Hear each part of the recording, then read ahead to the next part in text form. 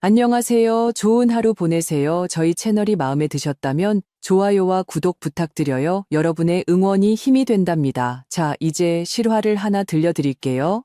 엄마를 영원히 짐처럼 짊어져야 한다니. 그녀는 짐덩이야. 그는 아내가 부엌문 뒤에 제가 서서 모든 것을 듣고 있다는 것을 모른 채 비아냥거리는 웃음을 지으며 말했습니다. 아침에 저는 전기, 가스, 수도를 끊고 공동 계좌를 해지한 후 사라졌습니다. 몇 시간 후 그는 전화를 걸기 시작했고 애원했지만 제가 남긴 것을 보고 진짜 충격은 아직 오지 않았습니다.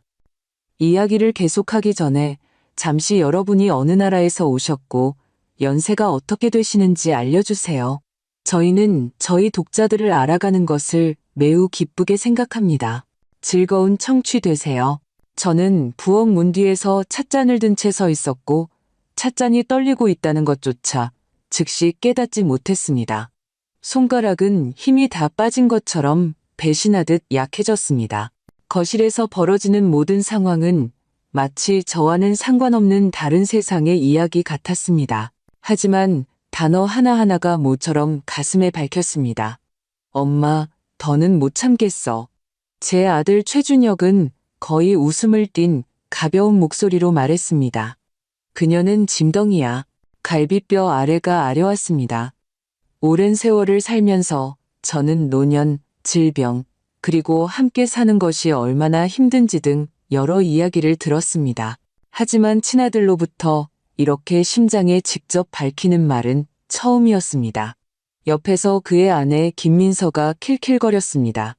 유리창에 금이 가는 듯한 불쾌한 소리였습니다.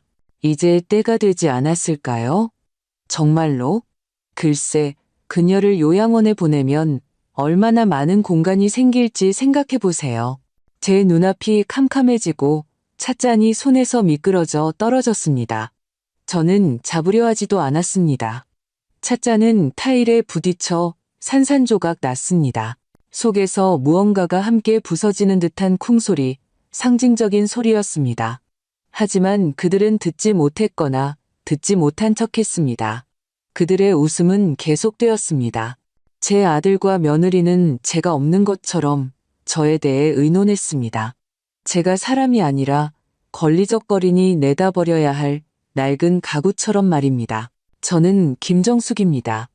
남편 이재훈 씨가 돌아가셨을 때 저는 거의 40세였고 벌써 4년째 과부로 지내고 있습니다. 아들 최준혁은 42살입니다. 남편이 교대 근무를 하는 동안 저는 홀로 그를 키웠습니다. 아들이 열이 날 때면 그의 침대 곁에 앉아 밤을 새웠고 대학교에 데려다주고 시험 하나하나를 걱정했으며 그의 결혼식과 손주들을 기뻐했습니다. 그런데 이제 저는 제 친아들이 저를 없앨 방법에 대해 의논하는 것을 듣고 있었습니다. 악의 없이 침착하게 마치 물류 문제나 주거 문제 해결책을 논하는 것처럼요. 창문으로 아침 햇살이 비쳐 들어왔습니다. 깨진 찻잔을 비추자 파편들이 얼음 조각처럼 반짝였습니다. 그리고 이제 저는 63세의 여인으로 차가운 바닥에 무릎을 꿇고 이 조각들을 줍고 있었습니다. 그중 하나가 손가락을 베었고 피가 하얀 세라믹 위에 똑 떨어졌습니다. 모든 것이 어리석은 상징처럼 느껴졌습니다. 저, 피, 바닥, 그리고 깨진 파편. 민서의 목소리가 거실에서 들렸니? 아니, 오래된 집이 삐걱거리는 소리일 거야. 최준혁이 대답했습니다. 그건 그렇고, 서재 말인데, 엄마 방이 비면 거기에 다 둘 거야. 요즘 고객이 더 많아져서 확장해야 하거든. 저는 허리를 천천히 펴서 등이 아프지 않게 했습니다. 손에는 찻잔 조각들이 들려 있었습니다. 상처는 거의 아프지 않았지만 속에서는 무언가가 완전히 끊어진 것 같았습니다. 조용해졌습니다. 이상하게도 서운하지 않았습니다. 눈물도 없었고 어떤 절제된 명확함만이 있었습니다. 됐어, 충분해. 저는 발이 거의 느껴지지 않는 채로 부엌을 가로질렀습니다. 이 부엌에서 이재훈 씨와 저는 타일을 골랐습니다. 둘이서 직접요. 최준혁이 자는 동안 벽도 직접 칠했습니다. 이 집에 우리는 영혼을 쏟았고 여기서 함께 늙어갈 것이라고 생각했습니다. 그리고 저는 순진하게도 정말 그렇게 될 줄 알았습니다. 하지만 아니었습니다. 이재훈 씨는 일찍 떠났고 저는 남았고 이제 저를 쫓아내려 합니다. 그녀는 팔려고 하지 않을 거야. 최준혁이 말했습니다. 그녀는 이 집에 정이 들었어. 하지만 보살핌, 건강, 새로운 사람들을 만나는 식으로 다른 방식으로 설득하면 동의할 수도 있어. 단지 현명하게 해야지. 현명하게. 즉, 모든 것을 미리 계획했다는 것입니다. 주사 맞기를 설득하는 노인에게 하는 것처럼 어조와 문구까지요. 저는 6개월 전 텃밭에서 넘어진 후 그들의 집으로 이사했습니다. 혈압이 갑자기 올랐습니다. 의사는 스트레스와 외로움 때문이라고 했습니다. 최준혁은 그때 고집했습니다. 엄마, 혼자 살 수 없어요. 심지어 언론에도 기사가 났습니다. 지역 변호사가 어머니를 위해 문을 열다. 사진, 그는 자랑스러운 미소를 짓고 있었습니다. 옆에는 김민서도 있었습니다. 하지만 제가 제 연금을 관리비로 주고 이재훈 씨의 보험금을 최준혁에 수리했었다는 것은 쓰지 않았습니다. 저는 그때부터 손주들의 보모가 되었고 김민서는 중개사 학원에 다니며 이곳저곳 부동산을 뛰어다녔고 최준혁은 일하며 레스토랑에서 저녁을 먹고 토너먼트에 참가했습니다. 그녀는 은행에 금고가 있잖아. 김민서가 갑자기 말했습니다. 이재훈 씨 연금도 아직 나오고 있으니 그녀는 아무 문제 없을 거야. 죽을 때까지 연금은 나온다. 최준혁이 침착하게 대꾸했습니다. 그런데 금고 말인데 그래 알아봐야겠어. 그녀는 한 번도 거기에 뭐가 있는지 말해준 적이 없어. 저는 벽에 몸을 기댔습니다. 숨쉬기가 어려웠습니다. 심장이 세게 뛰는 것 같았습니다. 마치 튀어나오려고 하는 것처럼요. 금고. 그들은 다른 계좌에 대해서는 몰랐고 이재훈 씨가 모든 것을 미리 준비해 두었다는 것도 몰랐습니다. 그는 모든 것을 여유롭게 해두었고 저는 간섭하지 않았습니다. 그를 믿었으니까요. 우리가 짐승도 아니고. 최준혁은 마치 자신에게 변명이라도 하듯 덧붙였습니다. 우리는 보살피는 거야. 모두가 잘 되기를 바라는 거야. 그곳이 그녀에게 더 좋을 거야. 그녀 또래의 사람들. 보살핌, 의료진, 그녀 또래의 사람들. 마치 서가의 장르별로 책을 정리해 놓은 것처럼 방해가 되지 않게, 그림을 흐트러뜨리지 않게 시계가 8시를 알렸습니다. 쿵하고 마치 카운트다운처럼 저는 오전 8시, 제가 더 이상 필요 없다고 여겨지는 순간을 마음속으로 새겼습니다. 불과 6개월 전만 해도 우리는 가까워지고 제가 도움을 주고 제가 필요할 것이라고 희망했습니다. 하지만 이제 제 부엌에 서서 저는 제가 이미 정신적으로 지워졌다는 것을 깨달았습니다. 단지 몸만 남았을 뿐 그 몸을 어디엔가 보낼 필요가 있다는 것이었습니다. 하지만 저는 가구가 아니었고 저는 아직 존재했습니다. 그리고 저에게는 깨진 그릇 조각뿐 아니라 더 강력한 무언가가 남아 있었습니다. 바로 의지였습니다. 저는 그들이 집을 나설 때까지 기다렸습니다. 아침은 평범했습니다. 최준혁은 출근 준비를 하고 있었습니다. 김민서는 찬장문을 쾅 닫았습니다. 아이들은 서둘러 깨워졌습니다. 모든 것이 평소와 같았습니다. 단지 저는 더 이상 평소의 제가 아니었습니다. 저는 그냥 부엌 식탁에 앉아 말없이 있었습니다. 마치 제가 아니라 제 안에 다른 누군가가 결정을 내린 것처럼요. 모든 것이 조용해지자 저는 낡은 수첩을 꺼냈습니다. 모서리가 닳고 표지에 금이 간 바로 그 수첩이었습니다. 최준혁은 여러 번 비웃었습니다. 엄마, 무슨 옛날 사람이야. 요즘은 다 스마트폰에 있는데. 하지만 저는 여전히 손으로 썼습니다. 스마트폰에서는 언제든 무엇이든 사라질 수 있지만 종이는 더 믿음직스러우니까요. 그리고 이제 이 수첩은 저의 구명줄이 되었습니다. 저는 김태수 변호사님의 번호를 찾았습니다. 그분과 이재훈 씨는 10년 전 서류를 처리할 때 연락했습니다. 그는 이재훈 씨보다 나이가 많았지만 머리는 총명했습니다. 정직한 분이었고 강요하거나 속이는 사람이 아니었습니다. 이재훈 씨와 저는 그를 믿었습니다. 전화를 걸었습니다. 심장이 귀에서 울리고 손바닥에 땀이 났습니다. 여보세요. 그의 목소리는 여전히 차분하고 남자다웠으며 조급함이 없었습니다. 안녕하세요, 김정숙입니다. 이재훈 씨의 아내입니다. 오늘 급히 뵙고 싶습니다. 김정숙 여사님, 물론입니다. 무슨 일이 있으신가요? 저는 방금 전 찻잔 조각들을 줍던 바닥을 내려다보았습니다. 네, 하지만 중요한 일은 아직 시작도 안 했어요. 곧 갈게요.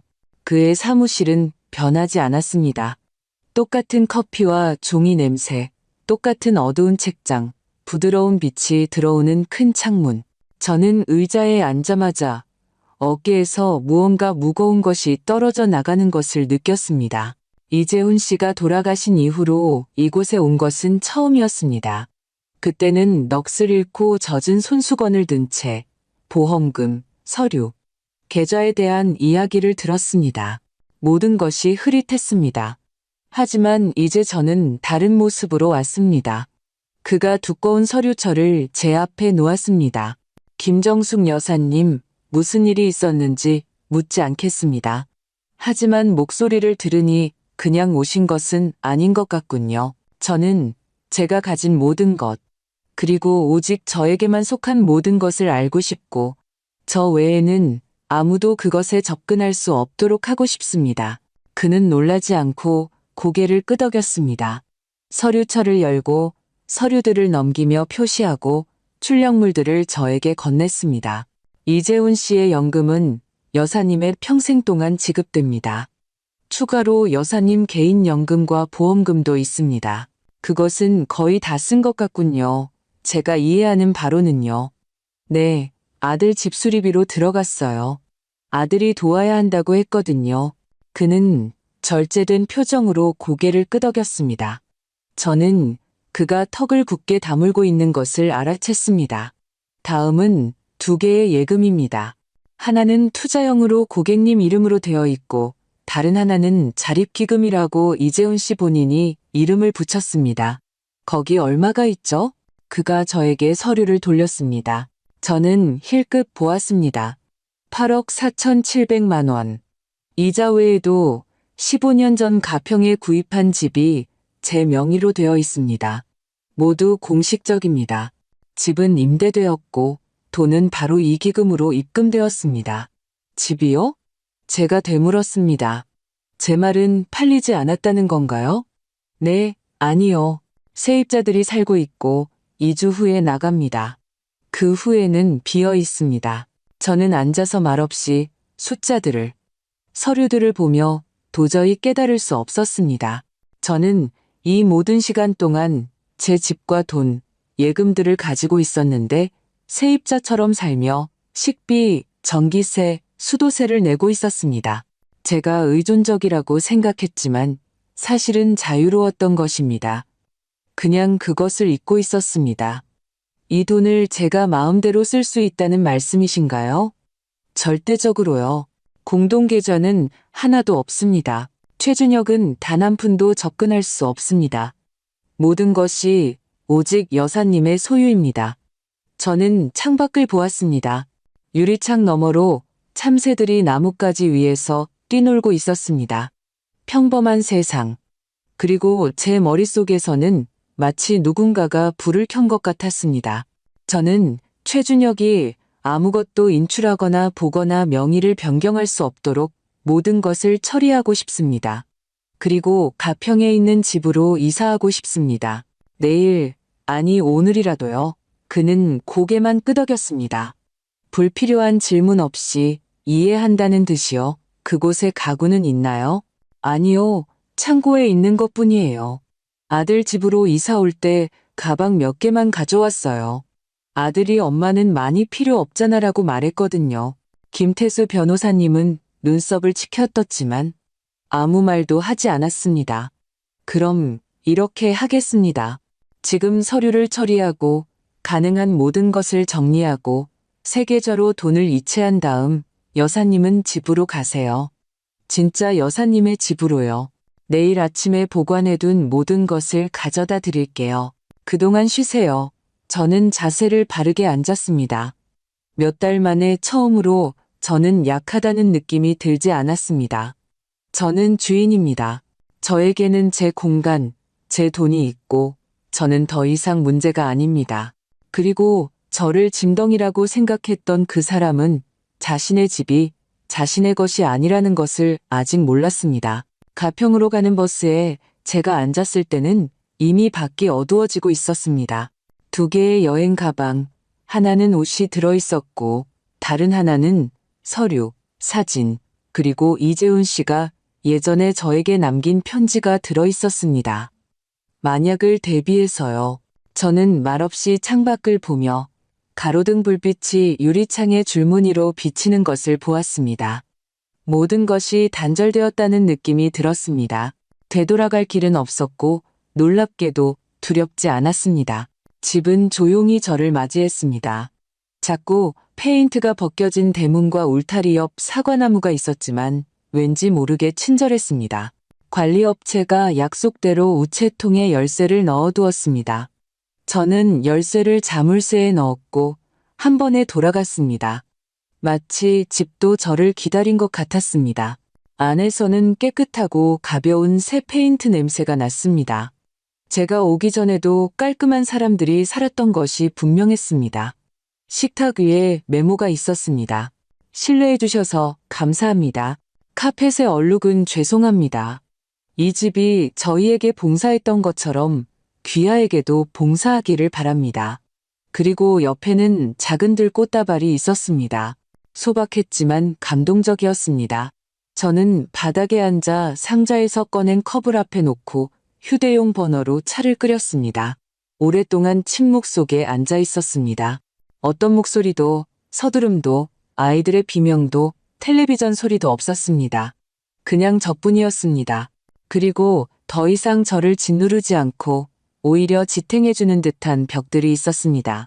다음 날 아침, 저는 평소보다 일찍 일어났지만 불안해서가 아니라 문 뒤의 낯선 발소리도 컵에 부딪히는 숟가락 소리도 없이 정말 깊이 잠들었기 때문이었습니다. 그냥 눈을 뜨고 깨달았습니다. 나 집에 왔어. 상점에 들렀습니다.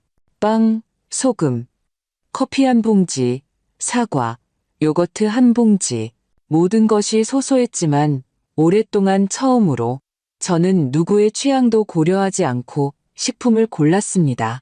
두부가 먹고 싶으면 두부를 샀습니다. 누가 얼마나 먹을지, 누구에게 얼마를 남겨야 할지 생각하지 않았습니다.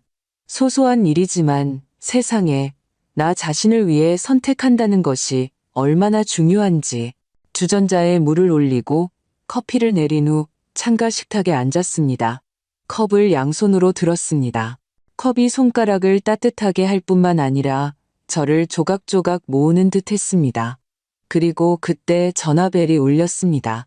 휴대폰이 아니었습니다. 휴대폰은 최준혁의 집에 두고 왔습니다. 진짜 유선 전화였습니다. 이전 세입자들이 남기고 간 것이었습니다. 저는 수화기를 들었습니다. 너무나 익숙한 목소리였습니다.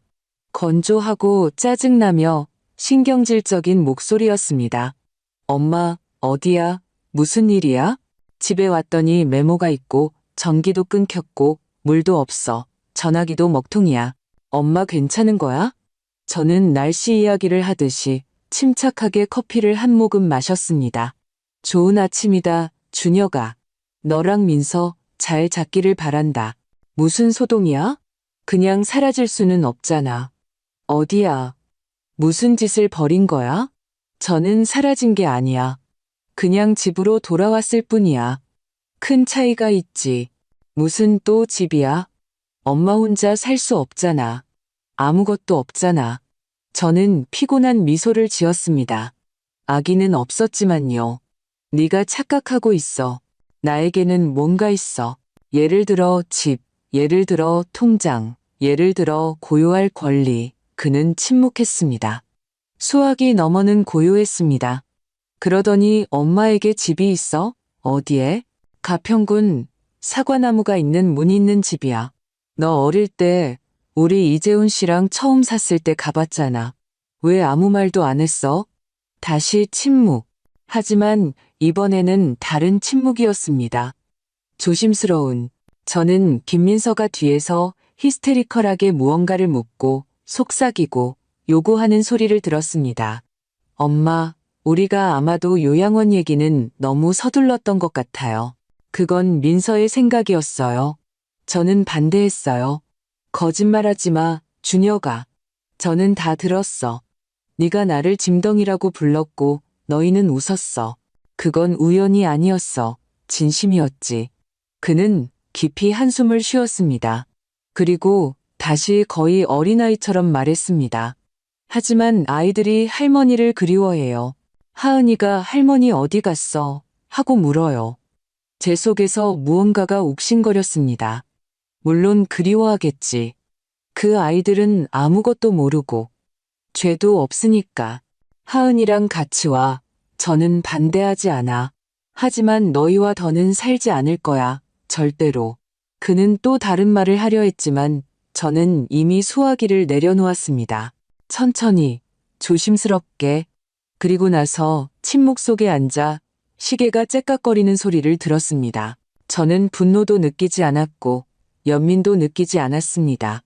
오직 평온함만이 있었습니다. 저는 더 이상 그들의 그림자가 아니었습니다. 저 자신입니다. 늦었을지라도, 노년에 접어들었을지라도. 하지만 저는 마침내 저에게 목소리와 저 자신을 위한 권리가 있다는 것을 기억했습니다. 일주일이 지났습니다. 특별한 고요함이 있었습니다. 그저 듣는 것이 아니라 숨쉬는 고요함이었습니다. 저는 이 고요함이 얼마나 그리웠는지 벽 너머의 목소리나 컵에 부딪히는 숟가락 소리 대신 그저 창문으로 들어오는 햇살 때문에 잠에서 깰 수 있다는 것이 얼마나 그리웠는지 즉시 깨닫지 못했습니다. 저는 알람 없이 잠에서 깨어나 일어나서 제가 좋아하는 커피를 내렸습니다. 포장지에 전나무가 그려진 진하고 쌉쌀한 커피였습니다. 낡은 스웨터를 걸치고 현관에 앉아 마을이 깨어나는 소리를 들었습니다. 이웃이 라디오를 틀었고 길가에는 누군가가 양동이를 들고 걸어갔습니다. 모퉁이 너머에서는 개가 짖었습니다. 삶은 저 없이도 흘러갔지만 저를 지나쳐가지도 않았습니다. 저는 자리를 잡았습니다. 부엌에 깔개를 사고 꽃문에 커튼을 달고 욕실에 의자를 놓았습니다.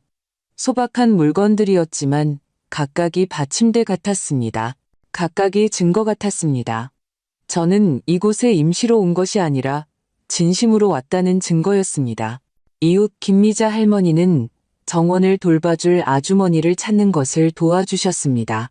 땅을 파고 거름을 주고 깨끗하게 정리했습니다. 저는 그분과 함께 길가에 금자나를 심었습니다. 저는 오랫동안 그들을 바라보며 서 있었고 갑자기 생각했습니다. 나는 살아있어. 그리고 그때 얄궂게도 다시 전화벨이 울렸습니다. 조용한 저녁 한가운데 집, 전화였습니다. 저는 서두르지 않고 수화기를 들었습니다. 김정숙 여사님, 안녕하세요. 저는 이재훈 아빠의 첫 번째 결혼에서 태어난 딸 정혜린이에요. 저는 곧바로 앉았습니다. 예상치 못한 일이었으니까요. 혜린아, 물론 기억하지. 어떻게 나를 찾았니? 최준혁에게 전화했어요. 그는 뭐랄까 명확하지 않았어요. 엄마가 잠적했고 연락이 안 된다고 했어요.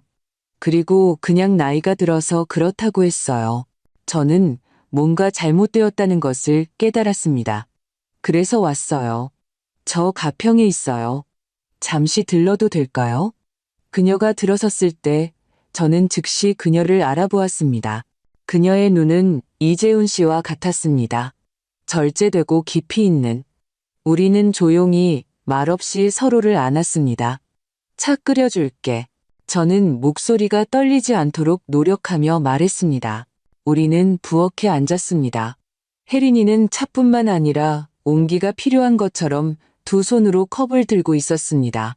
그녀는 말없이 주위를 둘러보았지만 그 시선은 평가하는 것이 아니라 어떤 따뜻함이 있었습니다. 아늑하네요. 그녀가 말했습니다. 아빠 별장 같네요. 더 깨끗하지만요. 네, 저는 잡동사니 없는 것을 좋아해요. 그럴 줄 알았어요. 아시겠지만 저는 올 수밖에 없어서 왔어요. 최준혁이 이상한 질문을 하더군요. 유산에 대해, 엄마의 예금에 대해요.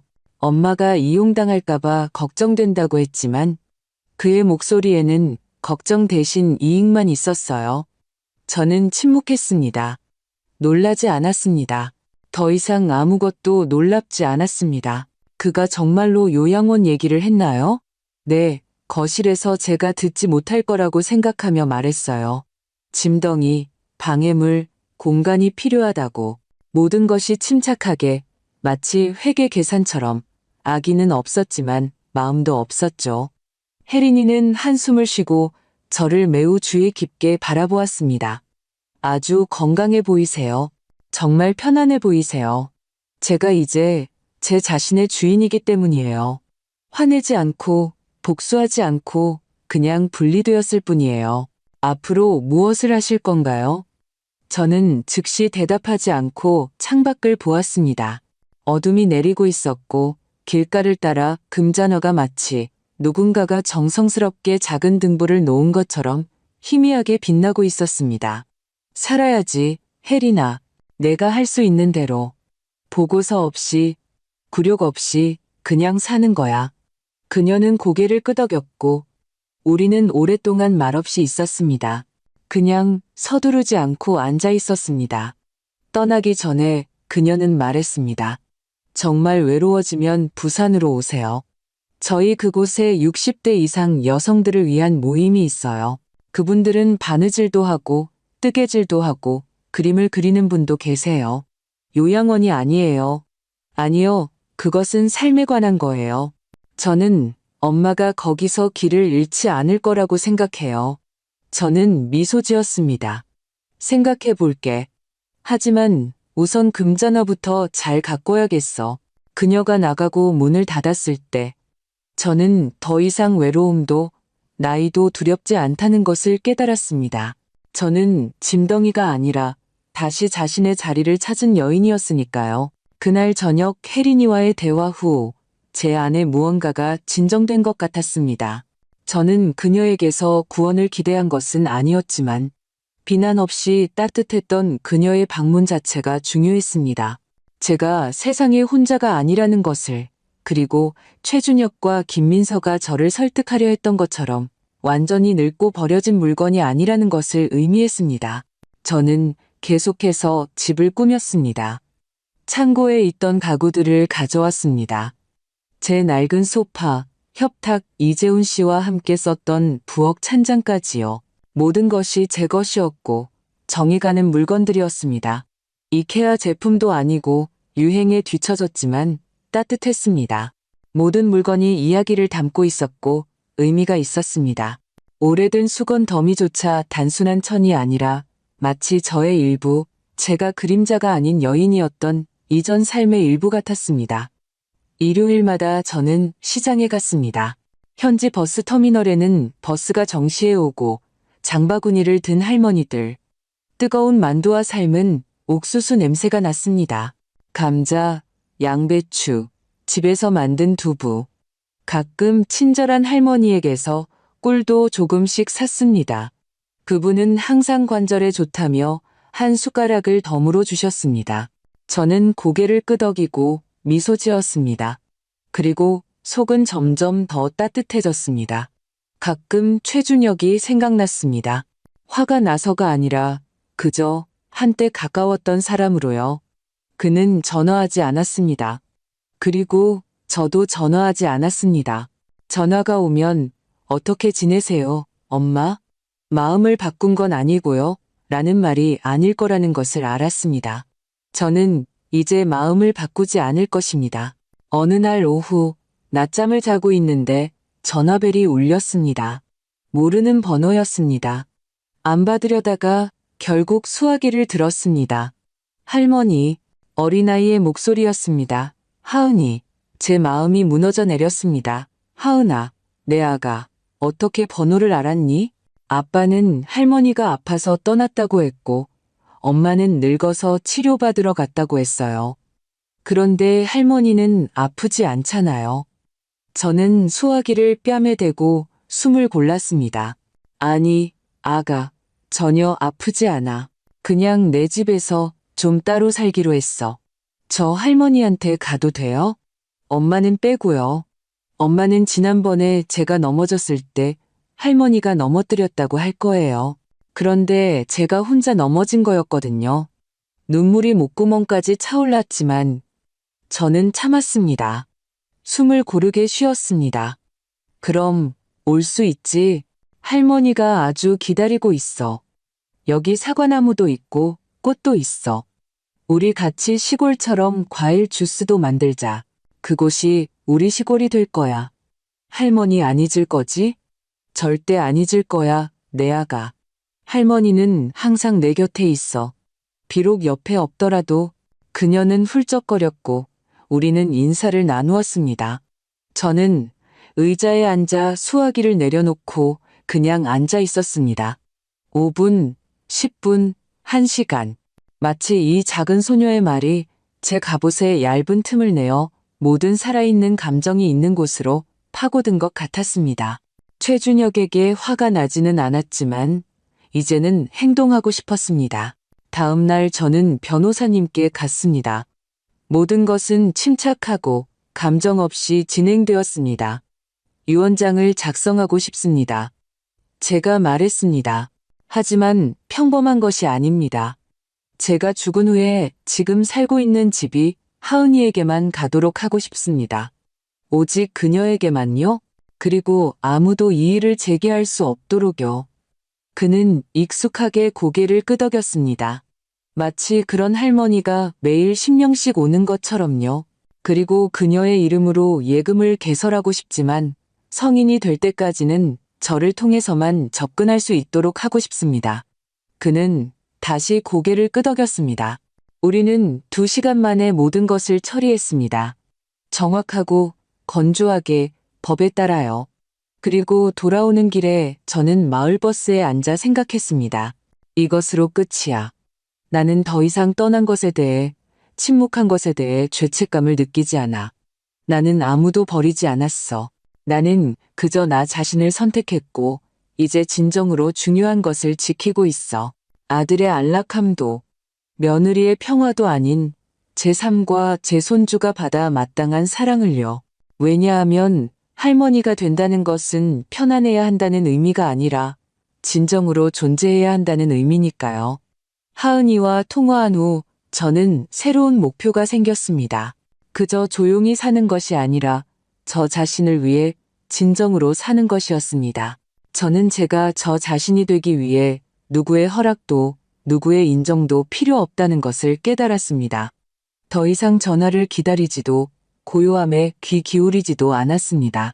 제가 직접 제 나날을 채워나갔습니다.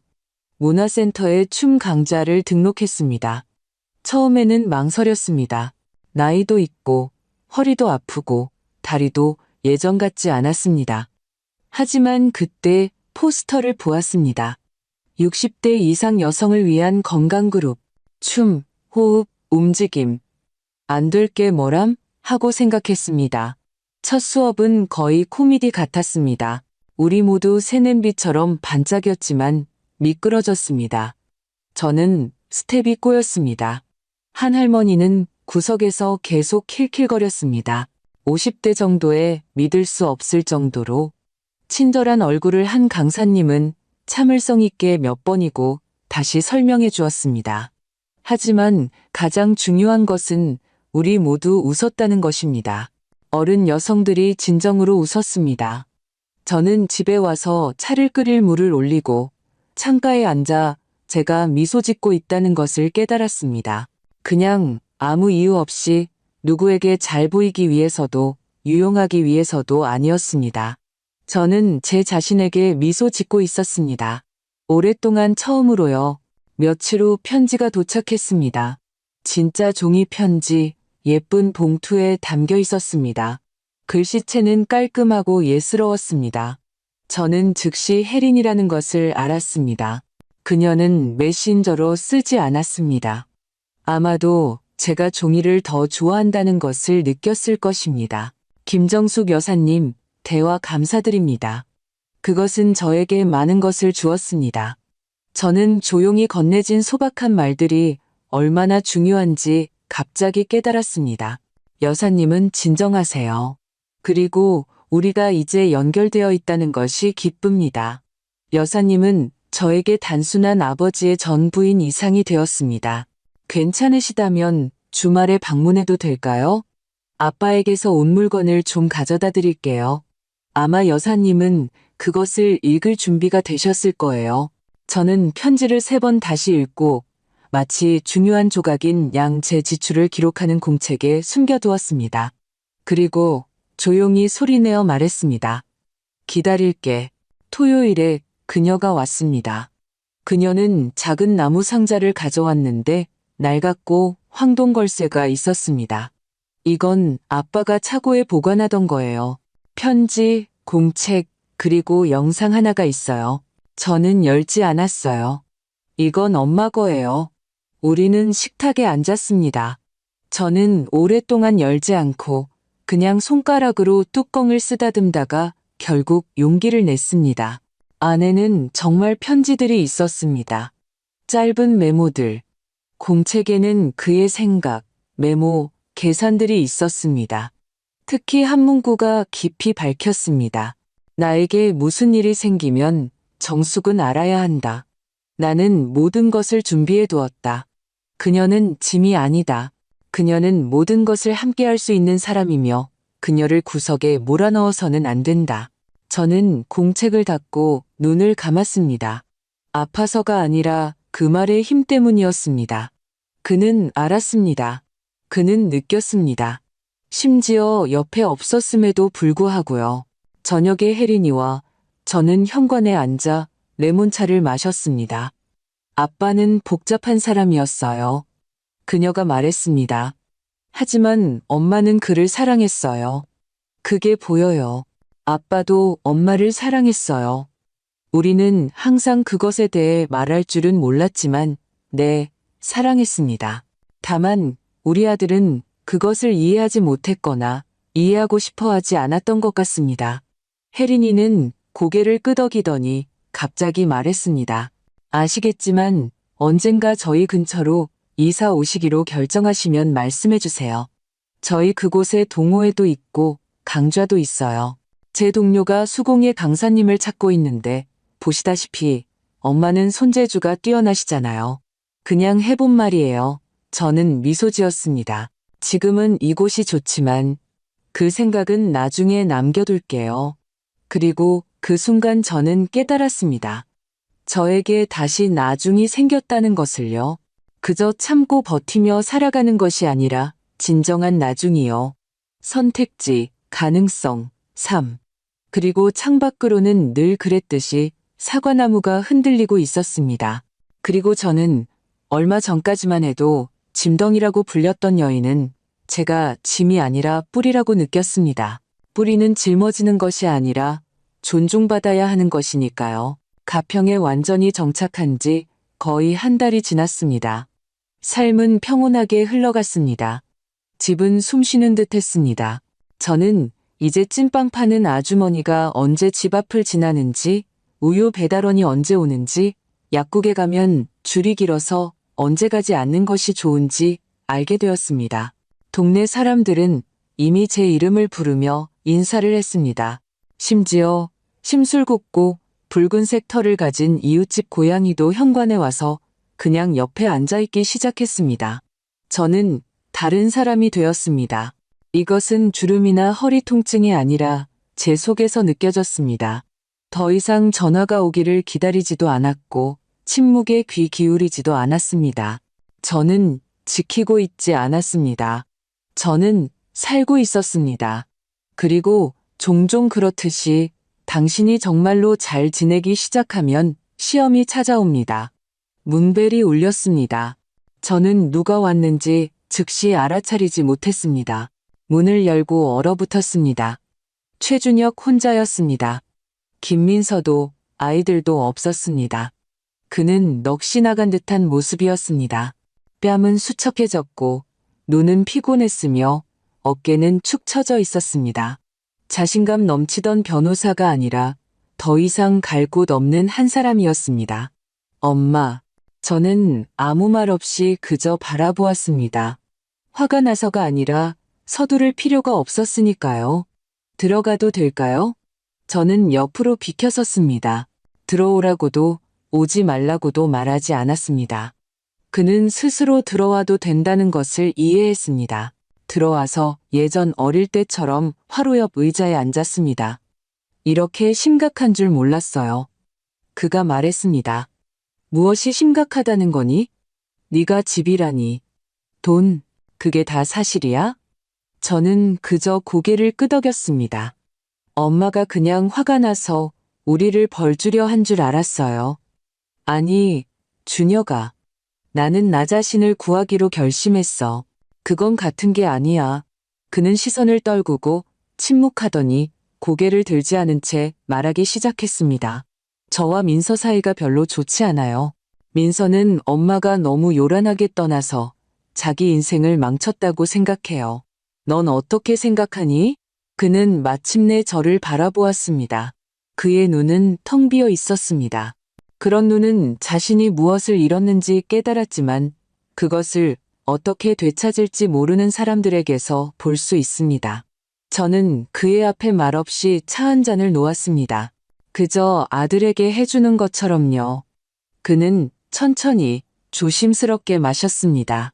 마치 한 모금 한 모금이 사과인 것처럼요. 돈 때문에 온 거 아니에요. 솔직히 저는 제가 무엇 때문에 왔는지도 모르겠어요. 그냥 엄마가 어떻게 지내는지 보고 싶었어요. 아직 가능할지 알고 싶었어요. 무엇이 가능하냐는 거니? 아직 아들일 수 있을까요? 그냥 아들이요. 저는 맞은편에 앉아 오랫동안 그를 바라보았습니다. 나는 너를 미워하지 않아, 준혁아. 악감정도 없어. 하지만 너는 어른이고 나도 그래. 그리고 우리는 이제 다른 집, 다른 길을 가고 있어. 우리가 가족으로 남을지 아니면 그냥 주민등록상에 같은 성을 가진 사람으로 남을지는 오직 너에게 달려 있어. 그는 천천히 고개를 끄덕였습니다. 마치 이 말들이 귀로 들어온 것이 아니라 더 깊은 곳에 자리 잡은 것처럼요. 제가 하은이를 데려와도 될까요? 물론이지. 다만 하루만 말고 하룻밤 묵고 갈 수 있게 말이야. 할머니가 쇼를 하나 짜줬단다. 그는 갑자기 울기 시작했습니다. 남자가 아니라 오랫동안 속에 담아두었던 무언가가 밖으로 터져 나오려는 소년처럼 울었습니다. 저는 그를 안아주거나 머리를 쓰다듬지 않았습니다. 그저 그가 침묵 속에 앉아있도록 두었습니다. 스스로 이겨내도록, 성장하도록요. 왜냐하면 아들은 연민하는 대상이 아니라 자신의 행동에 책임을 지는 법을 배우는 사람이니까요. 그가 떠났을 때 밖은 이미 어두워져 있었습니다. 저는 현관으로 나와 따뜻하고 사과향이 나는 8월의 공기를 들이마셨습니다. 별들이 천천히 나타났습니다. 마치 방해하고 싶지 않은 것처럼요. 저는 하늘을 바라보며 속삭였습니다. 고마워요, 이재훈 씨. 집을 줘서, 혜린이를 줘서, 그리고 결국 제가 도착하니 나중을 줘서요. 그리고 집안에서는 뜨개질 양말, 갓 구운 빵, 그리고 아침에 텃밭에서 딴 민트가지 냄새가 났습니다. 모든 것이 제자리에 있었고 저 또한 그랬습니다. 그 대화가 있은 지 일주일 후 최준혁이 다시 왔습니다. 이번에는 하은이와 함께였습니다. 아이는 차에서 뛰쳐나와 마치 어제 헤어진 것처럼 몇 달 전이 아니라 저에게 달려왔습니다. 할머니, 숄은 어디 있어요? 저는 웃었습니다. 그녀를 집 안으로 안내하며 깔끔하게 접힌 털쇼를 꺼냈습니다. 밝은 색의 잎사귀 무늬가 있는 것이었습니다. 하은이는 그것을 어깨에 걸치고 발레리나처럼 제자리에서 빙글빙글 돌았습니다. 제가 공주님 같아요. 너는 진짜 공주야. 다만 동화 속이 아니라 현실 속의 공주지. 저는 대답했습니다. 최준혁은 문간에 서서 말없이 바라보았습니다. 그러더니 그저 감사합니다라고 말했습니다. 저는 대답하지 않았습니다. 앙심을 품어서가 아니라 말은 더 이상 중요하지 않았기 때문이었습니다. 가장 중요한 것은 그가 이해했다는 것입니다. 즉시가 아니더라도 고통과 혼란을 통해서라도 그는 이해했습니다. 하은이는 저와 함께 이틀 동안 있었습니다. 우리는 함께 부침개를 만들고 화단을 정리하고 저는 그녀에게 만두를 만드는 법을 가르쳤습니다. 그녀는 학교에 대해, 엄마가 항상 서두르는 것에 대해, 아빠가 말없이 지내는 것에 대해, 그리고 조용함이 얼마나 그리운지에 대해 이야기했습니다. 할머니, 여기는 조용하고 차도 더 맛있어요. 저는 그녀의 머리를 쓰다듬으며 생각했습니다.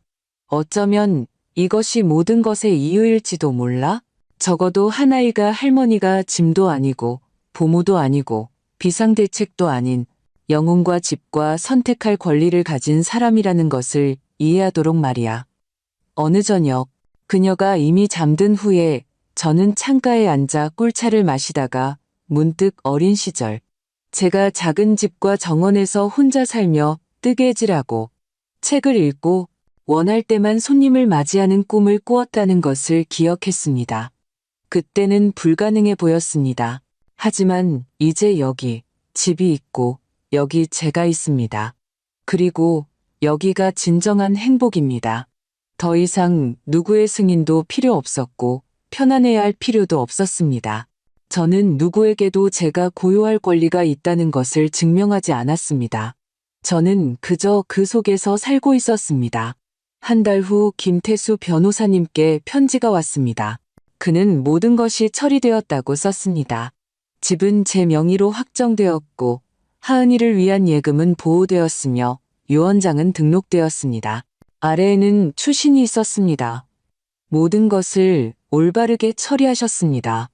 김태수 드림. 저는 편지를 접어 다른 서류들과 함께 놓았습니다. 더 이상 손이 떨리지 않았습니다. 저는 더 이상 누구도 집을, 목소리를, 자신을 위한 권리를 빼앗아 갈까봐 두려워하지 않았습니다. 그리고 가을이 깊어지고 사과가 떨어지기 시작하고 하늘이 어두워졌을 때 이웃 김미자 할머니가 저에게 들렀습니다. 김정숙 여사님, 마치 젊어지신 것 같아요. 빛이 나네요. 저는 미소 지으며 거울을 보았습니다. 그곳에는 소녀도 아니고 보모 할머니도 아니고 짐덩이도 아닌 여인이 있었습니다. 고든 자세, 피곤하지만 맑은 눈빛, 그리고 모든 것이 제때 피어나는 정원을 가진 여인이요. 그냥 제가 마침내 살고 있어요. 그게 다예요. 저는 그분에게 제가 원했던 대로 대답했습니다.